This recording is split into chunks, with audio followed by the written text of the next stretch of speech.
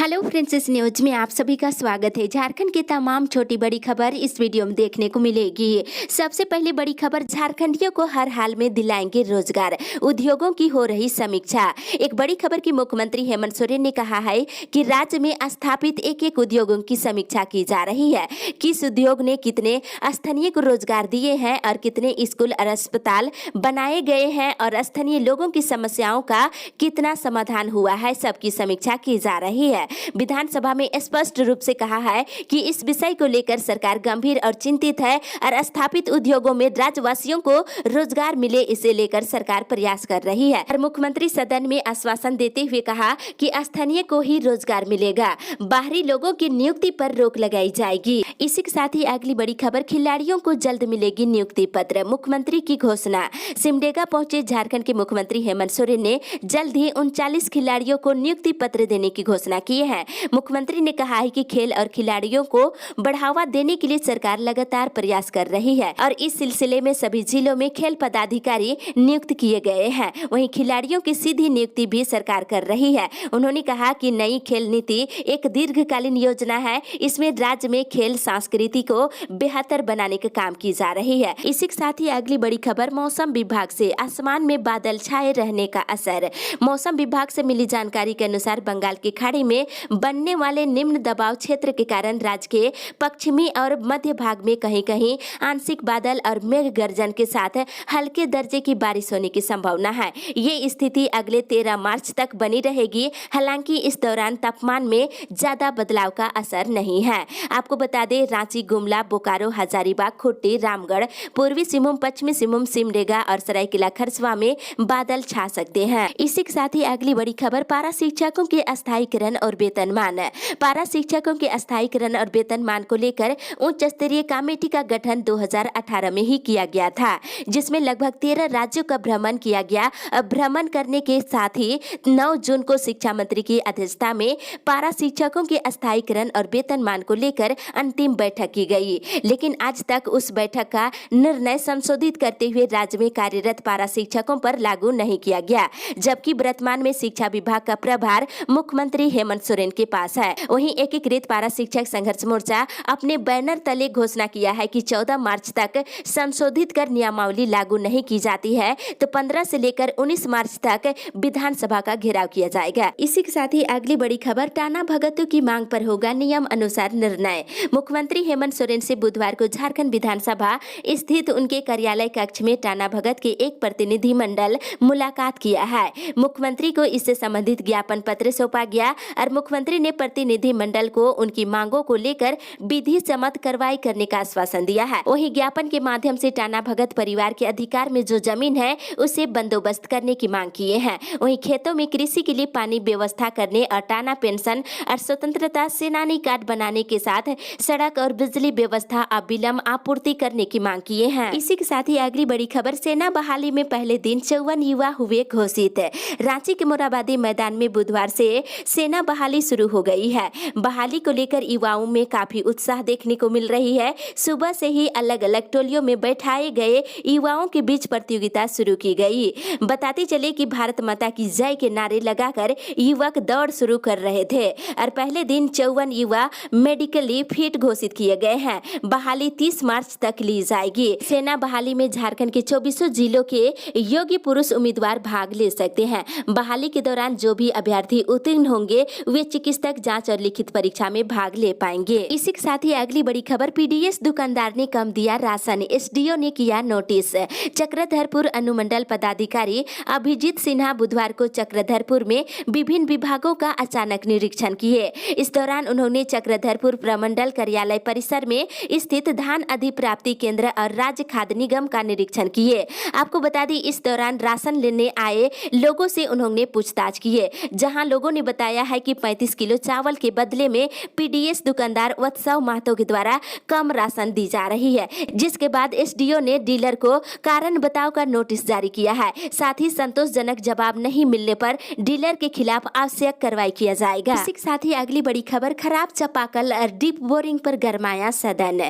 झारखंड विधानसभा के बजट सत्र के 9वें दिन बुधवार को खराब चापाकल और डीप बोरिंग का मामला उठाया गया। एक और जहां स्पीकर और सीपीसी के बीच तीखी मीठी बहस हुई, वहीं दूसरी ओर मंत्री के जवाब से असंतुष्ट विधायक बिरसी नारायण ने इस्तीफा मांगा है। वहीं बता दें, भाजपा विधायक बिरसी नारायण का सवाल था कि राज्य में कितने चापाकल खराब है और कितनों की मरम्मती का काम चल रहा है और गर्मी आने से पहले कब तक इन्हें ठीक कर लिया जाएगा। इस पर कोई जवाब नहीं दिया गया है। वहीं इस बीच स्टीफन मरांडी ने कहा है कि राज्य में जहां भी जिस मद से जो भी चापाकल लगे हुए हैं उनकी मरम्मत विभाग की ओर से करने को लेकर आदेश देने की मांग किए हैं। इसी के साथ ही अगली बड़ी खबर, बीपीएल परिवारों को एक से अधिक कनेक्शन, हो रहा आर्थिक नुकसान। विधानसभा में ध्यान आकर्षित कराते हुए हजारीबाग जिला के बरकाकट्टा, इचाक, चलकुस्सा, दारू, टाटी झरिया और कोडरमा जिला के जयनगर, चंदवारा प्रखंड के करीब 3000 से अधिक मकानों में राजीव गांधी ग्रामीण विद्युतीकरण योजना और अन्य योजना के तहत बीपीएल परिवारों के मकानों में एक से अधिक विद्युत कनेक्शन एक ही मकान में किया गया है, जिसके कारण एक ही घर में 2 से 3 बिजली बिल भेजी जा रही है, जिससे परेशानी बढ़ गई है। और इधर हजारीबाग जिले के अंतर्गत 835 और वहीं बरही के अंतर्गत 226 अदद विद्युत कनेक्शन का संबंध विच्छेद कर इस पर बिलिंग सिस्टम से हटा दिया गया है। इसी के साथ ही अगली बड़ी खबर, मैट्रिक इंटर परीक्षा को लेकर परीक्षा केंद्र का चिन्हित। गढ़वा जिले में मैट्रिक इंटर की परीक्षा को लेकर के परीक्षा केंद्र के निर्धारण हेतु जिला केंद्र चयन समिति की कल बैठक हुई।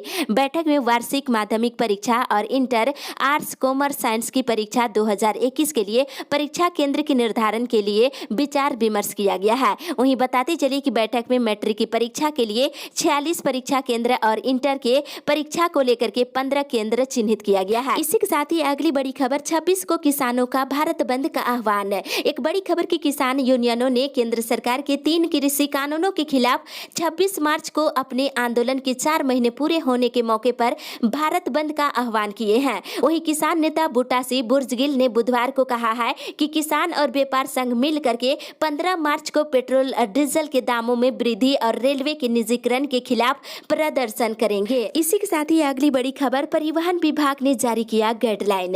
राज्य में अब निजी वाहनों, कार, मोटरसाइकिल, स्कूटर और व्यावसायिक वाहनों में कोर्ट, पुलिस, आर्मी, प्रेस, सरकार, प्रशासन, मंत्रालय जैसे प्रमुख सूचक बोर्ड और पट लगाकर चलने पर रोक लगा दी गई है। गाइडलाइन में वैसे वाहनों को दी गई छूट के अलावा किसी भी प्रकार के वाहनों में कोई भी इसके पट नहीं लगा पाएंगे। उल्लंघन करने पर अनुशासनात्मक कार्रवाई की जाएगी। साथ ही सरकारी वाहनों में अगर सक्षम प्राधिकारी व्यक्ति नहीं बैठे हैं तो बोर्ड को ढकना होगा। नहीं ढके जाने पर ड्राइवर पर कार्रवाई करते हुए उससे जुर्माना वसूला जाएगा। इसी के साथ ही अगली बड़ी खबर, पुलिस प्रशिक्षण केंद्रों में शीघ्र शुरू होगी ट्रेनिंग।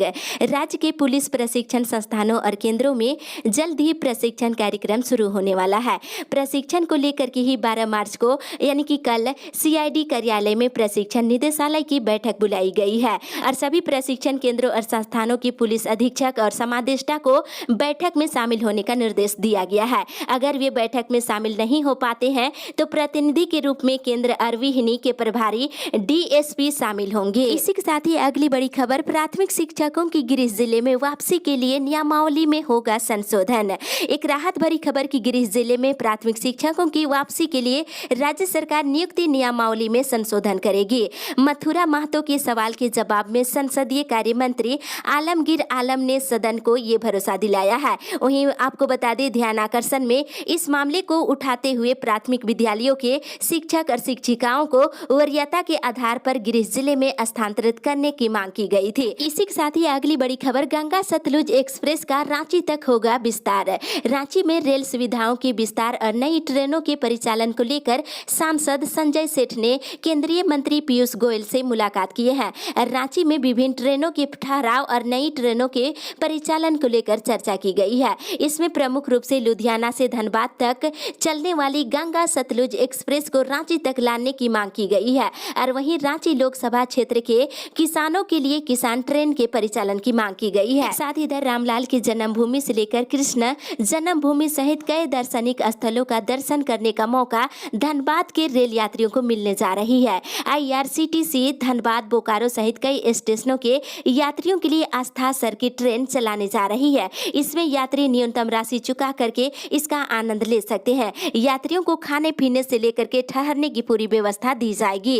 इसके लिए एक यात्री को 9,450 रुपये चुकाने होंगे। इसके बाद यात्रियों को 9 दिन 10 रात तक देश के विभिन्न दार्शनिक स्थानों में घुमा घुमाया जाएगा। ट्रेन 20 मई को झारसुगुड़ा से खोला जाएगा। और वहीं बताते चले राउरकेला, रांची, बोकारो, स्टील सिटी, आसनसोल, धनबाद, पारसनाथ, कोडरमा, गया, सासाराम के यात्री इसमें चढ़ पाएंगे। इसी के साथ ही अगली बड़ी खबर, पोस्ट मैट्रिक छात्रवृत्ति भुगतान को लेकर बैठक। वित्तीय वर्ष 2020-21 के लिए रांची जिला के अंतर्गत योग्य संस्थानों में अध्ययन करने वाले योग्य छात्रों को पोस्ट मैट्रिक छात्रवृत्ति भुगतान अनुमोदन को लेकर जिला स्तरीय समिति की बैठक की गई।